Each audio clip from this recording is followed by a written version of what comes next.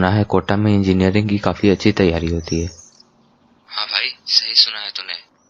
तो क्या कहते हो, चलना है? हाँ हाँ, क्यों नहीं।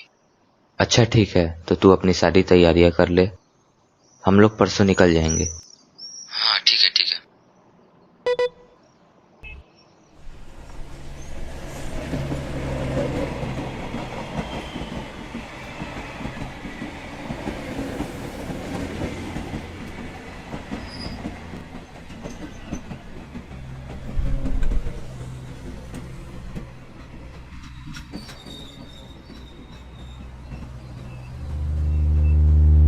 मैं और रमन दोनों एक ही साथ कोटा पहुंच चुके थे। एडमिशन लेने के बाद मुझे एक छोटी सी लॉज प्रोवाइड की गई थी, जिसमें मुश्किल से एक सिंगल साइज बेड और एक स्टडी टेबल हटाया गया था। मेरा दोस्त रमन कोटा में रह रही अपनी मौसी के घर ही रह रहा था। हमारी मुलाकात रोज ही हो जाती थी, क्योंकि हमने एक साथ यानी एक ही क्लासेस में अपना एडमिशन करवाया था।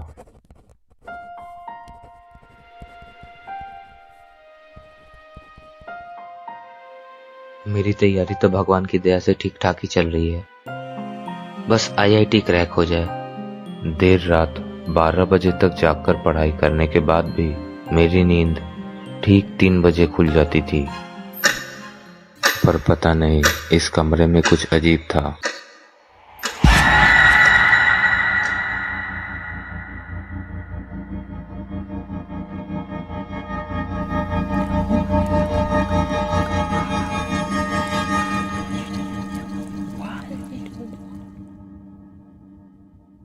फिर से यार, आज भी पक्का 3 बज रहे होंगे।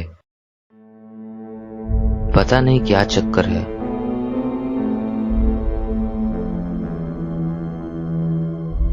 रोज 3 बजे ही नींद क्यों खुल जाती है? करीब 20-21 दिनों तक ऐसे ही चलता रहा।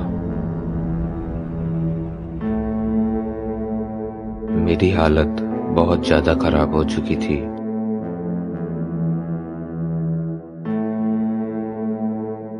ये मेरे साथ क्या हो रहा है? मैं मर जाऊंगा। ना, मेरा सर। रमन का सर बहुत जोर से दर्द करने लगता है। मैं पागल हो रहा हूँ। अब मुझे उस छोटे से लॉज में बहुत सी अजीबोगरीब आवाजें सुनाई देने लगी थी। कभी टेबल से बुक गिर जाती,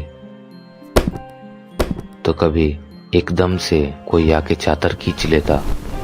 लगभग 10 दिनों से ना ही मैं क्लास गया और ना ही किताब को हाथ लगाया। अब मुझसे और बर्दाश्त नहीं हो रहा। मैं कल गांव चला जाऊंगा। मुझे हमेशा से ही इस लॉज में किसी न किसी की मौजूदगी का एहसास होता रहा।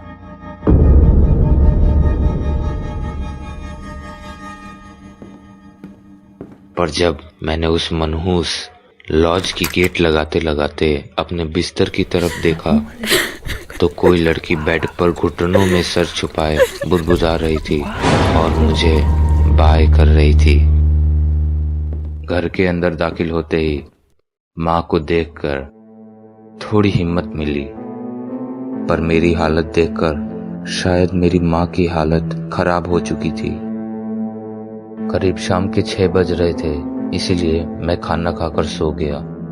पर ठीक 3 बजे फिर से मेरी नींद खुली, मगर इस बार मेरी नींद अपने आप ही नहीं, किसी के रोने की आवाज से खुली।